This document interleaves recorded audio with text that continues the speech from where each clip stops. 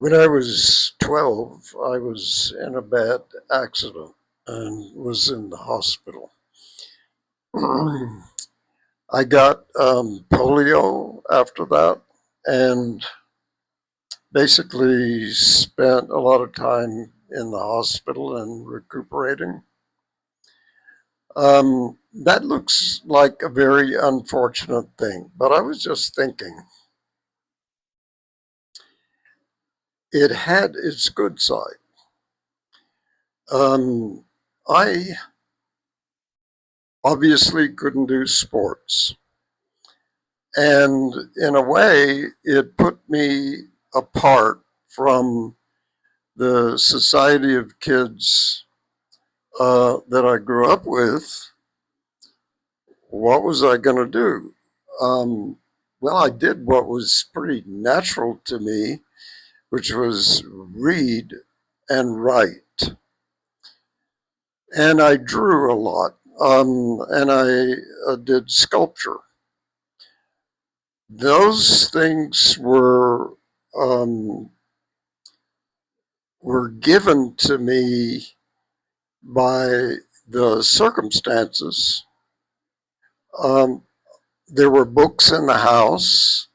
My father believed in reading and writing, and my mother was an artist.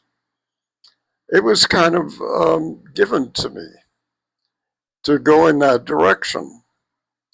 And not only was it right in front of me, I was pretty much prevented from doing the things kids normally do as they grow up, go to parties um,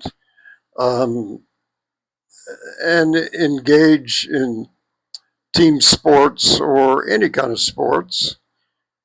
And I, when I think back now, I hardly even noticed it. I wasn't lonely. I didn't feel deprived that I couldn't do those things. I was very interested in what I was actually doing. Well, it seems to me that one of the problems that kids have growing up is not being able to figure out what they're made for, what their life should be, what they should devote their energies to.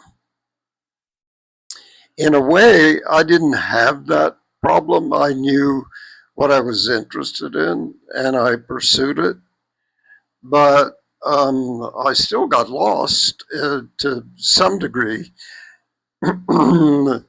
When I was in my 20s, I had friends who wanted to do things that were completely uncongenial to me, like be a car mechanic or be in some kind of business. But by the time I was in at university at UT in the 60s, it was the 60s. Folk music was big. The arts were really something. I was right in the middle of all that. And I saw people like Janis Joplin, who had this gorgeous voice. Um, it was obvious that music was her thing, but there was something else going on there. She had to be famous. And so when she went out to San Francisco, she changed her style completely. And it no longer had the poetry that and just the soaring beauty to it that she had always had naturally. Um, it was rough and it was aggressive and it was plaintive and um, and she got attention. She became famous. Um, but I'm not sure that was the path that she was meant to be on. I saw her in those two incarnations, pre San Francisco and after. And because she absolutely had to be seen and known, she naturally went into a style of music that was didn't quite have the gentleness and beauty to it. She always had power. She always had a tremendous amount of power. And when she first started singing in Austin, it was true that she was a little self conscious and worried that she wouldn't be accepted. What my point there is that even if you get on your path, if you distort it by wanting fame or wanting something other than the beauty of what you're creating, you've lost something. You've lost the soul of it. Well, I knew I was meant to be an artist of some kind, but it took me a long time to figure out what kind. I thought for a while that I could be an actor, um, and there was something about it that I did like, but I'm one of those people who can't take direction. That's kind of a cliche they apply to some actors, and and it's kind of true. Um, Not only that, I want to work alone.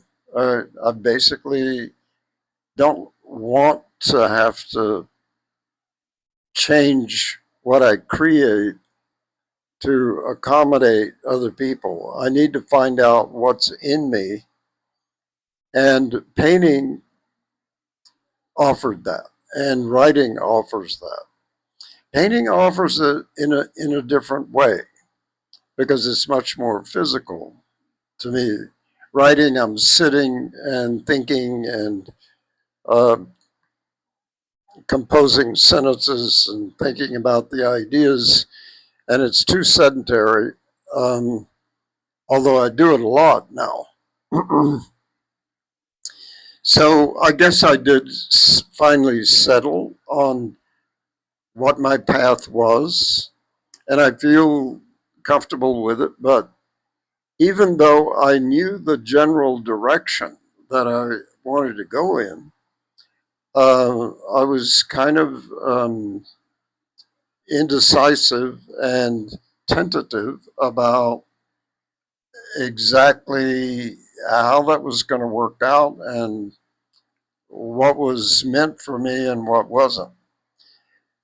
Okay, that's one example, but there are so many examples of people who haven't got the faintest idea of what they really want to do, what they're meant for, what their talent is, what their passion might be, and getting lost like that is a serious problem. It's a serious wound that happens. I was really struck by a statement by Michael Meade that if you don't follow your path, it can turn demonic. Well, I guess that may be true. You look at somebody like Trump, something bad happened there. Um, But that's not unusual. That's not as unusual as we think. What happens when you don't really follow, you can't even find what it is you love, you get angry. Something in you is just in a rage. It cannot come to terms with living on this earth and not doing what it's meant to do. There are a lot of people like that. That is what's scary about the world. There's so many people who've lost their way about why they're even here. Our education doesn't get us to any kind of awareness unless you're already well adapted to the abstractions of the kind of education that is on offer, where it is not physical, it's not soul oriented, it doesn't really include creative aesthetic movement like dance. It doesn't include music much anymore. The creative arts have been relegated to second and third place. What we have is teaching knowledge and techniques in order to make a living.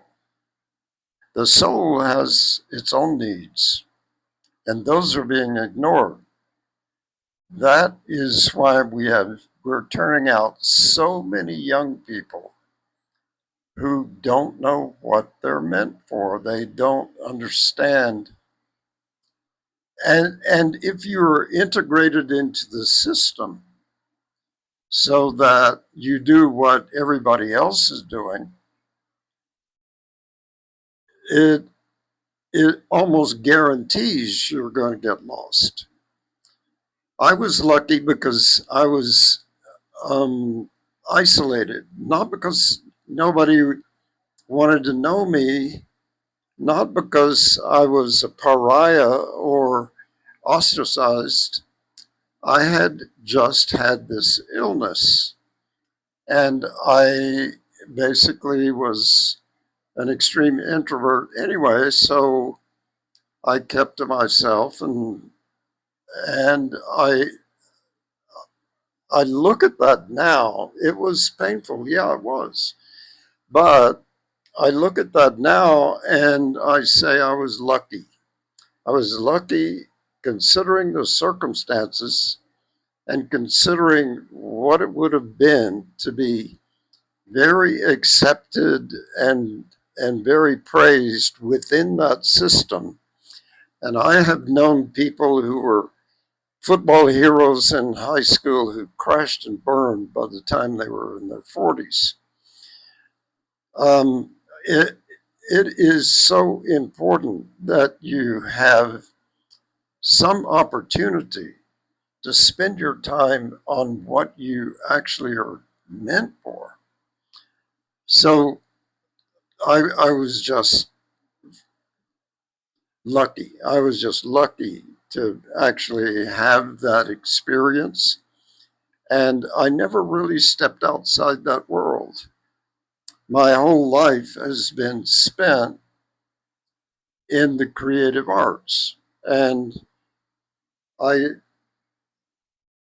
I just thank my gods. I mean, thank my angels for having had that kind of growing up.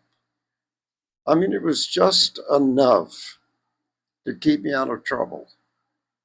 And when I see kids my age that I grew up with who didn't have those problems, who didn't have years of migraines, who didn't have um, broken teeth because they were grinding them all the time, that didn't have pain all along their spine.